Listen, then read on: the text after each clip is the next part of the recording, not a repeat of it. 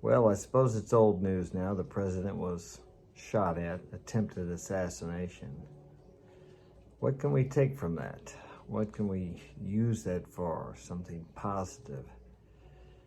Well, one thing's for sure. If you try to do something with your life that's above average, you're going to get fired at. Maybe not fired at literally like Donald Trump did, but you're going to get fired at. An old mentor of mine once told me, if you are on the firing line of life, you will get fired at. So you're going to have resistance. Hopefully, not as much resistance as someone trying to assassinate you, but you will maybe get character assassinated, especially when you step away from the masses, the average.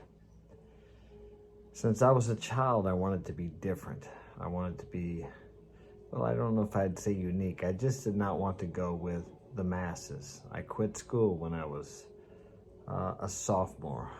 Actually, I probably quit when I was about in the 5th grade, but I actually quit going when I was a sophomore.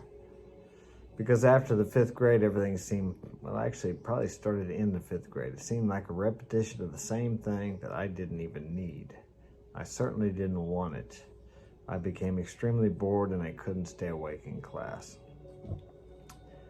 But I was told, and my father was told, and my sons were told the same thing. If you don't get a high school education, you'll never get a good job.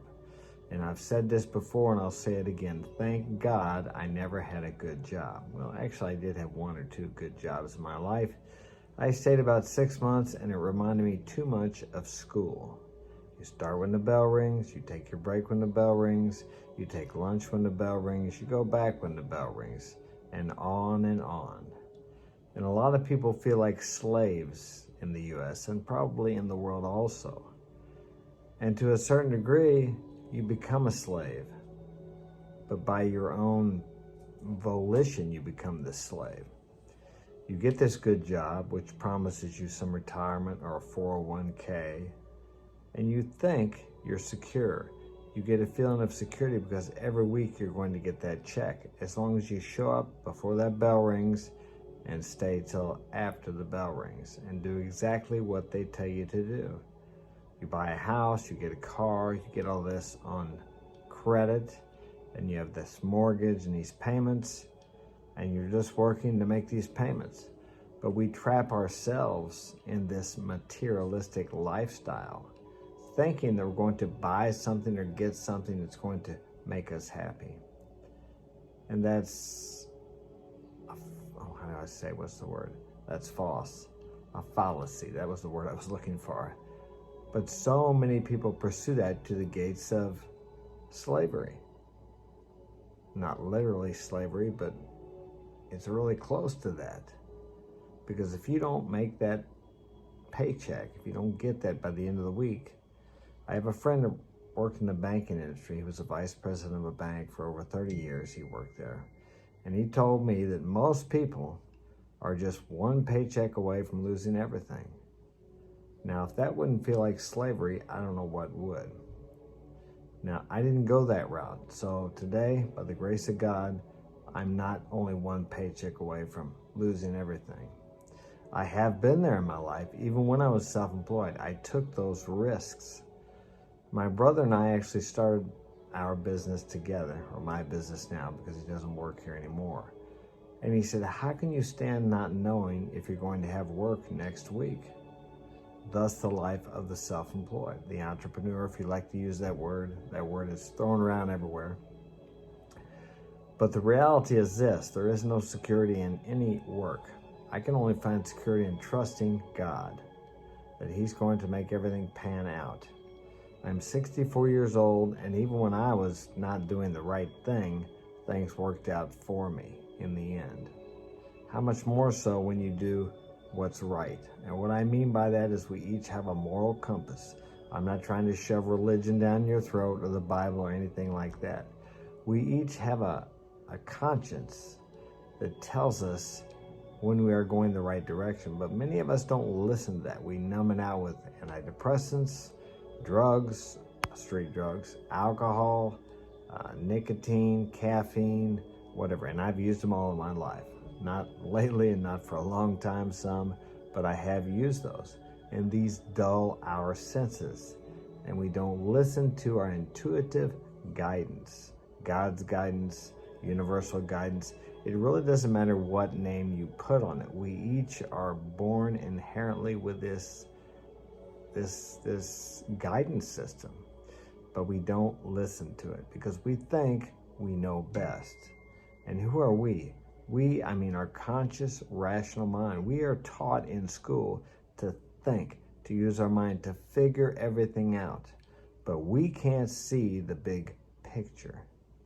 We think we can. Here's an example. You come home, you've had a hard day at work, your wife's at home, and you're pulling up in the driveway and you see your wife hugging this man on the porch. And you're like, what the hell's going on here? You are pissed. Because as far as you know, she has no male friends or anybody that would be hugging her like that. What the hell's going on? You get up there and you find out it's her first cousin, who she never told you about because she hadn't seen him since she was a child. So your anger was unfounded because you trusted the evidence of your senses. You couldn't see the whole picture, although you thought you could. You were looking right at it.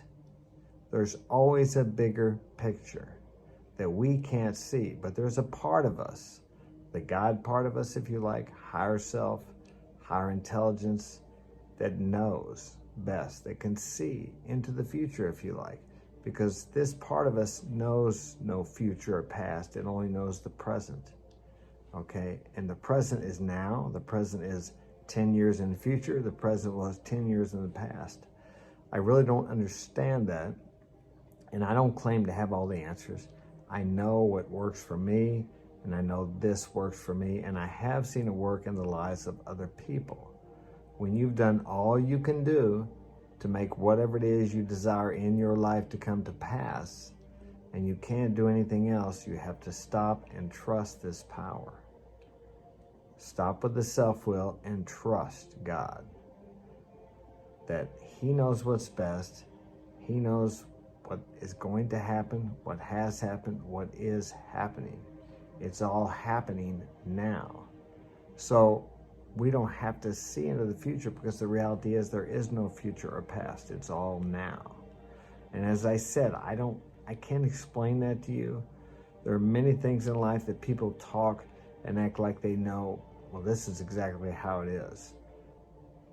Maybe they know exactly how it is for them, but they can't say exactly how it is for you.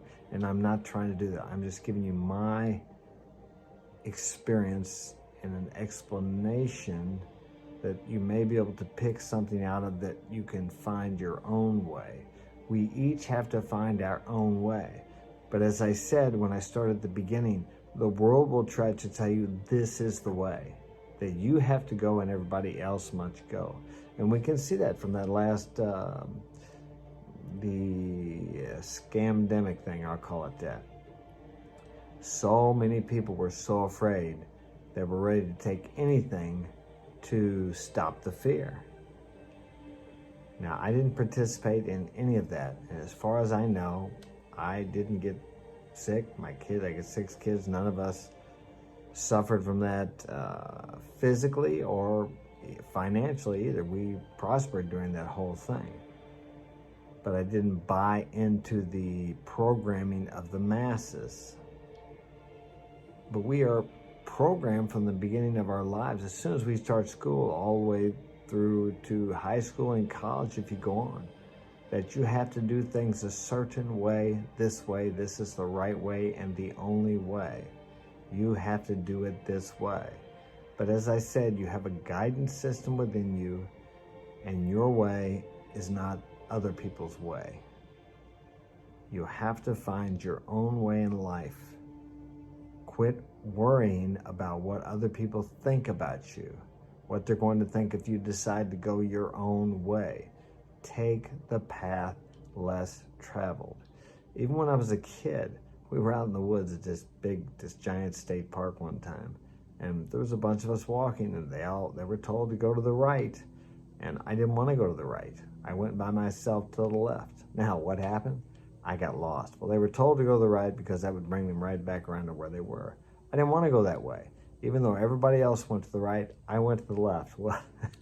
Well, I ended up getting lost for like 12 hours. Came out somewhere way out on the highway, found a payphone, called, and they come and got me. And I think they were out looking for me.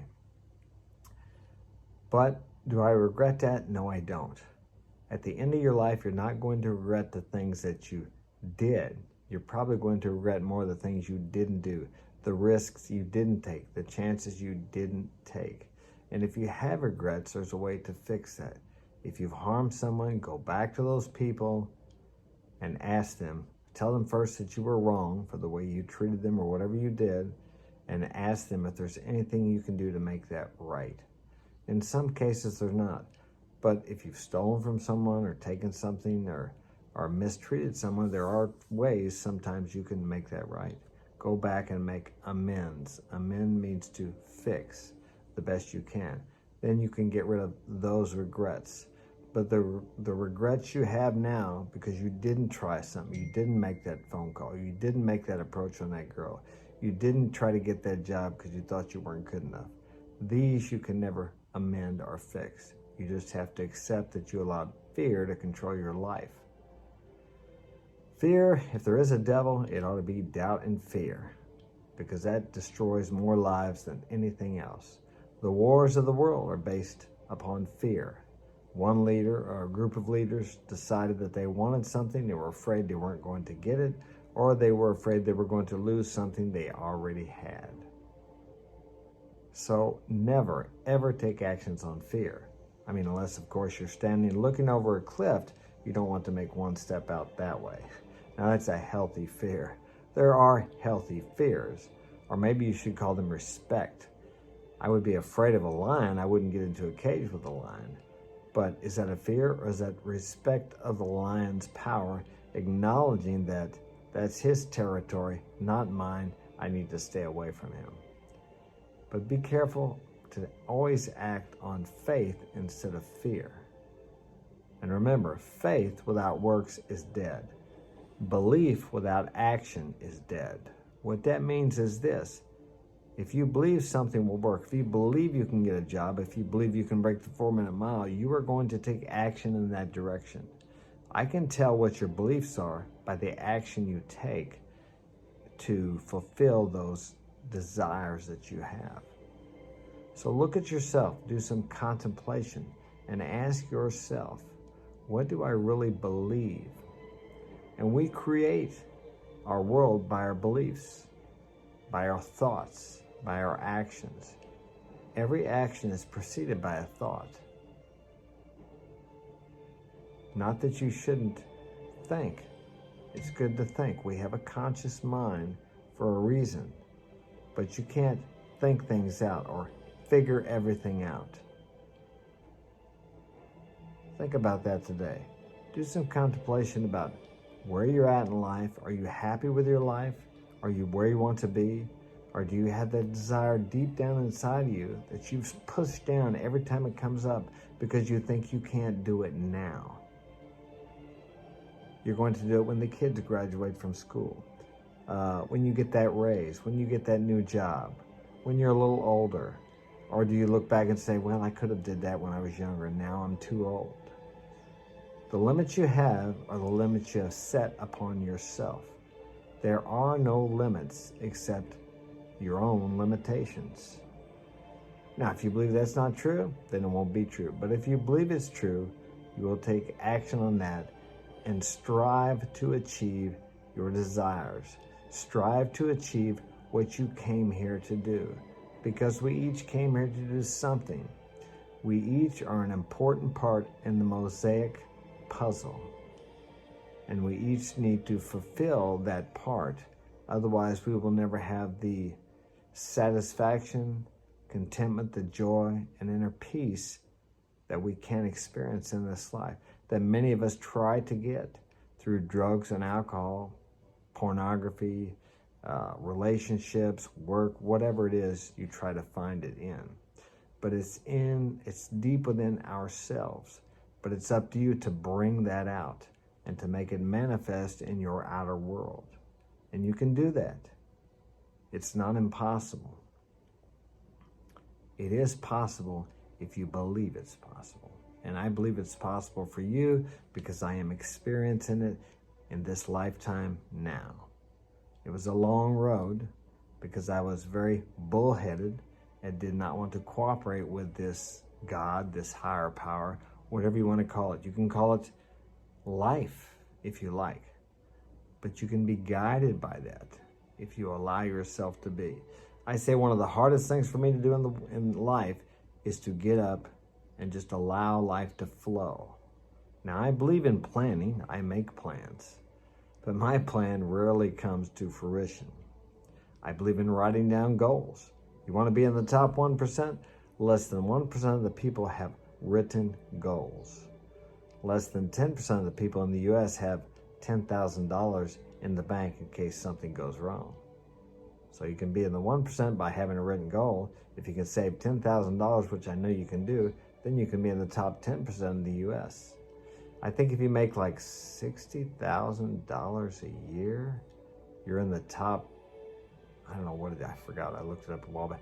I think it's like the top 5% income earners in the world. I mean, it's like, I don't know how many percent, a great percentage of people make less than $1 a day. But now if you live in the Western world, you just don't think about that. Another thing, if you can travel and get out and look at the world, go to some third world countries, you live like kings. We live like kings and queens here. The poor people here in the U.S. are richer than probably 85% of the people in the world. I read like a few years back that 80% of the people got up this morning to look for firewood to cook on. And what do you have to do? Just turn a knob on a stove, a gas stove or an electric range, either way. I don't know how many people in the world don't have toilet paper, or how many people in the world don't even have a toilet. And what did we all do here? I didn't, but we all freaked out when we couldn't buy toilet paper. Gee whiz. I mean, I've went out to the woods before and used the facilities that aren't there. And you can guess what you use to clean yourself up with. If you got a wash rag and some water, come on. It ain't gonna hurt you, just use that. We've become so, how would I say, comfortized. That's not a word, but you get my meaning. In the West today, that we don't know what it's like to be a little uncomfortable. I tell you, seek out discomfort. One thing I do is, I live on the second floor here. I have no air conditioning in here. Every summer, I make it through. I've tried to make it through without air conditioning. I made it through last summer. I have a fan. So far this year, I haven't got an air conditioner. Now, why do I do that? Because, as the Stoics said, sometimes you need to seek out discomfort. It actually makes your life better. I know some of you may think that's ridiculous. I could have air conditioning if I wanted. It's downstairs, and my two sons got air conditioning window units. And also I take a cold shower every morning because it's uncomfortable. Sure makes you feel alive when you get out of there. Do I feel like taking a cold shower every morning? No, I don't. But I do it. It's a shocker. Not too bad in the summertime, but in the wintertime, that sucker's cold. I believe it invigorates you. It's good for your health. It shocks the system. And there's some other health benefits if you study that it can do for you. But we need to stop this seeking out comfort to the extreme to where it's actually killing us. Look at the obesity problem in the U.S. We live in such an abundant world. I think they say there's more abundance now in the world than there ever has been. And if you look around, even in a lot of the third world countries, people are obese and getting overweight. I've noticed it more in the last 10 years. And especially here in the West, we're actually destroying our health with food. There's so much. So if you want to look at it like that, if you think there's lack, go to a country where they actually don't have a lot of food. You'll see a lot of skinny people because they are actually lacking. We're not lacking here in the West. Far from it. Well, I'm going to wrap it up with that. But remember today that you have that guidance system. Try to get rid of the things that numb you out, that keep you from being able to listen to it. Think about that and follow this guidance system, even when it doesn't make sense to your thinking, rational mind, because it knows what's best for you. That's all I have for today. Hit that like button, subscribe. Thanks for joining me. Take care. See you next time.